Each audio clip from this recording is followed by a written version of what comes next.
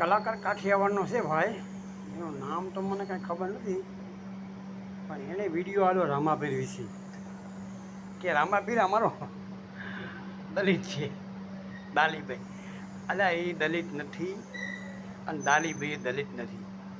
દાલીભાઈ છે રાધાનો અવતાર છે, સીતાજીનો અવતાર, અને રામાપીર છે રામ છે, ખુદ કૃષ્ણનો અવતાર. ડફોળ અને આવી વાત કરતાં શરમ આવવી જોઈએ. અલખનો ધણી છે રામાપીર, અલખનો અવતાર છે. રામાપીરે આગળ અવતાર કૃષ્ણ ભગવાને અજમલને શું કીધું તને ખબર છે? સાંભળી લેજે તો કલાકાર હોય તો. દરિયામાં અજમલ રાજા પડ્યા અને અજમલ રાજાને વૈરાટ સ્વરૂપના દર્શન કરાવીને એને માગ્યું કે મારે શેર માટેની ખોટ છે. ભગવાને કીધું કૃષ્ણ પરમાત્માએ કે હું જન્મ નહીં લઉં, હું અવતાર લઈશ, વિરમદેવી જોડે આવી હોઈશ. એટલે એ અવતારી પુરુષ છે, કૃષ્ણનો અવતાર છે, એ કોઈનો છોકરો થાય એમ નથી. પણ તારા દલિતનો છોકરો ક્યાંથી થાય? તો એ તો વિચાર કર.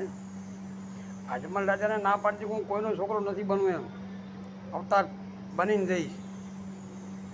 તો એ પોતે 5 વર્ષનું બાળક બનીને જાય છે એમ કહે છે. પણ 5 વર્ષનો થઈને જાય પછી ઘોડિયામાં જઈને નાના બાળક 6 મહિનાનો બાળક બની જાય છે. એ અલગ છે, લખવામાં નથી આવતો. પણ તો આવી ગાંડી વાત કરે છે આવો મોટો કલાકાર થઈ, અને શર્મા બીજું અલગ છે, લખવામાં નથી આવતો. અને એના ગુરુ 2 છે, તને નહીં ખબર હોય. જો એ તને કહું, ભૈરવને મારવા વાળા બાળીનાથનો સંપર્ક કર્યો હતો, ગુરુ ધારણ કર્યા હતા. અને એમના ગુરુ હતા મેઘવાડના. તને ખબર નહીં હોય એ તમને નામ આપી દઉં ભાઈ. શેલણજી દેલણસિંહ 2 ભાઈ હતા. એટલે 2 ભાઈમાં 2 જ એમના ગુરુ જ હતા. દેલણસિંહ. એટલે આવું છે બધું. એટલે રામાપીરની આવું ગાડું કામ ના કરાય, કારણ કે તો ભગવાન છે, અલખનો અવતાર છે. તો ધારે કરે કોઈનો થયો નહીં છોકરો, કોઈનો થાય પણ નહીં. અવતાર છે, અવતાર ગમે અહીંયા લે.